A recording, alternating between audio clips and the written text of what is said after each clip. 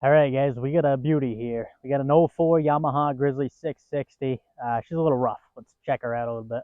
So yeah, this is the next project I'm working on here. You can see the pot, it's been sitting a long time. I picked this up last year sometime, got it in Maine. I think I got a pretty good deal on it, hopefully for the shape of it, but it does seem to run pretty good.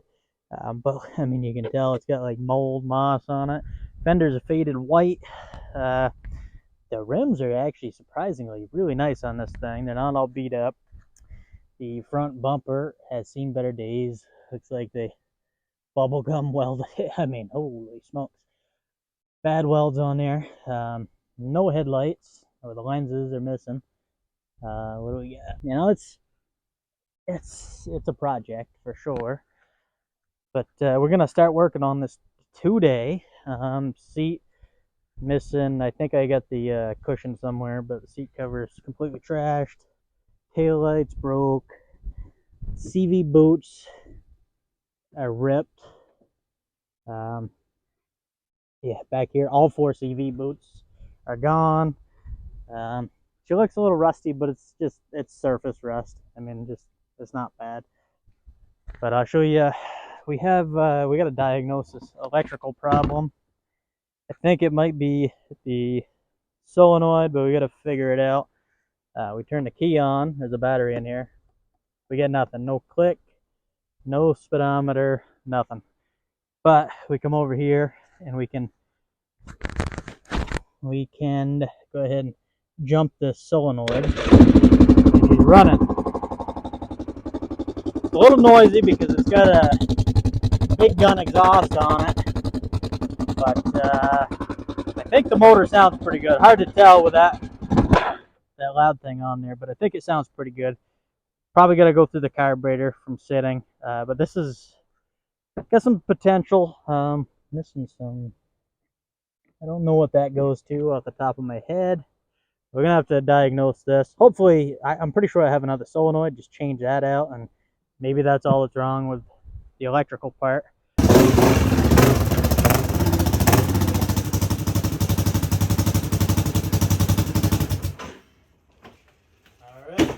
Get to it.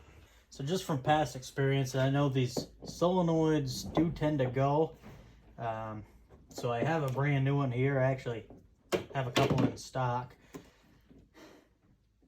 Actually, so I don't even think this is to this machine. You can see this is a two terminal solenoid. The one for the Grizzlies are 4.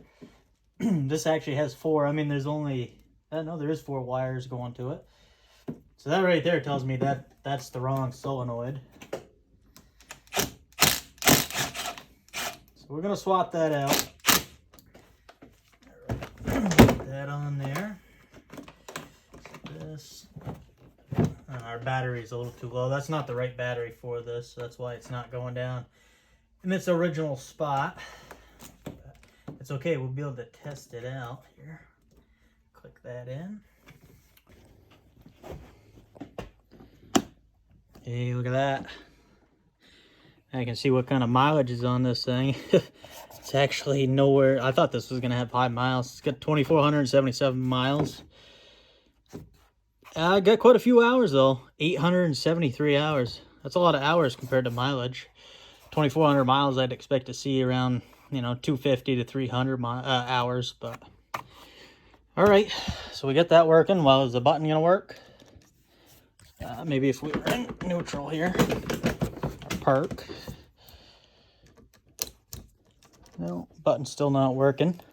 So when I held or pushed on that connector there, the button did work. So I'm thinking these connectors are just not making a great connection. Just gonna bend these in just a little bit so they're a little tighter. See how she does. There we go. Definitely gonna have to order some parts for this. Notice the little bit of play. The tie rod ends are nice and tight, but there's a little bit of play in the steering shaft here.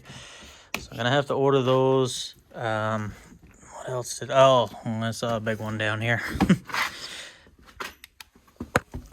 that I did not notice before. So I noticed the oil level was a little bit low. but I think you can see that. I don't know, the input shaft right there is a little oily, and I was like, okay, I probably need a new seal. And that requires you to pull the rear diff out so you can get that drive shaft out, and then you can remove that cover. So I started looking in the back. Look at the drive shaft. Look at what they did. They welded that drive shaft to the rear differential input shaft. So that's going to throw this thing all out of balance. It's probably why that's leaking, because that is, you know, it's probably thrown out of balance. So it could have ruined the bearing. I'm going to order a new bearing for that, new seal. As far as this goes, I'm going to have to replace the whole drive shaft, the input shaft that goes into the rear diff. Oh, this is going to be a little bit bigger of a project than I thought. I thought mainly cosmetics, but of course that's not the case. So we're going to get that ordered. We got, what do we got? We got the CV boots ordered, wheel bearings, hand grips. It's got no hand grips on it. So get that ordered. Brake pads. Yeah. So I'm kind of at a standstill as far as working this thing up. I guess I'll focus on the cosmetics right now. So I pulled it back out of the garage. I'm going to go ahead and pull the racks off here, and we'll get to, well, first I'll do a pressure wash, and then we'll get to sanding.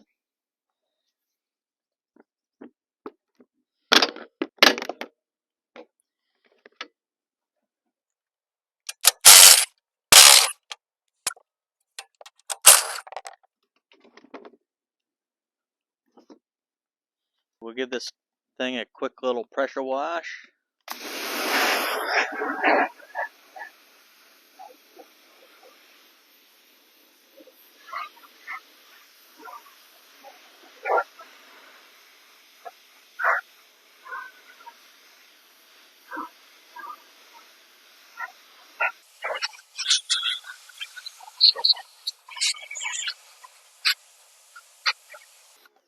Looking better already.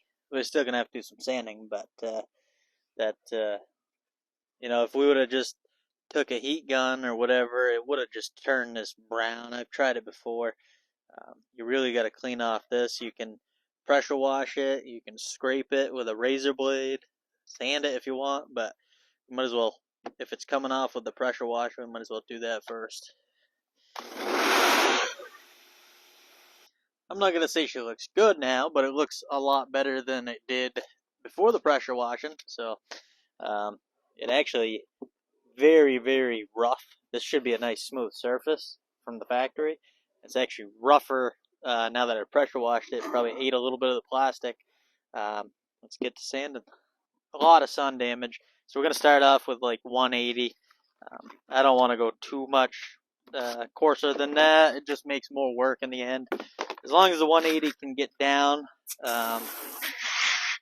to a nice red finish here. Well, you know what? I did want to fix this beforehand. So before we start sanding down the fenders, I forgot I wanted to actually repair this, or try the best I can. I'll show you what I usually do. So right here I have my plastic welder. If you guys are interested in one of these, I can leave it in a link there. We'll turn this on. It's nice to have a couple different hands on this, but you just start a place here.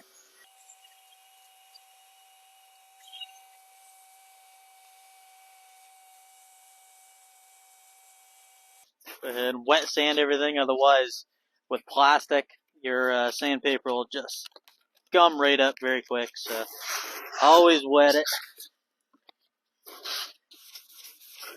Go ahead. See that white disappearing very quick?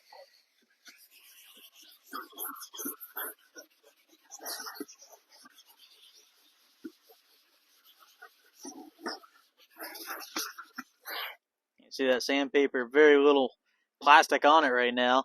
If we don't wet it, it'll plug right up like I said, so gotta keep it wet.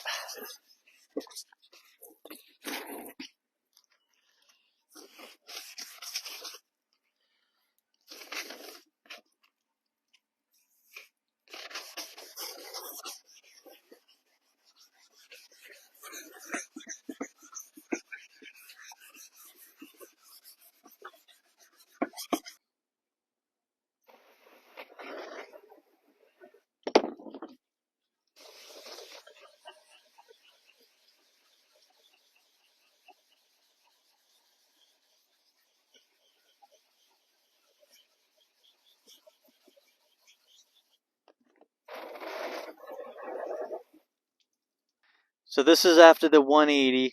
We're gonna go to 220 now. You can see, as I did the other fenders, this one kind of dried up, and you get a little white left.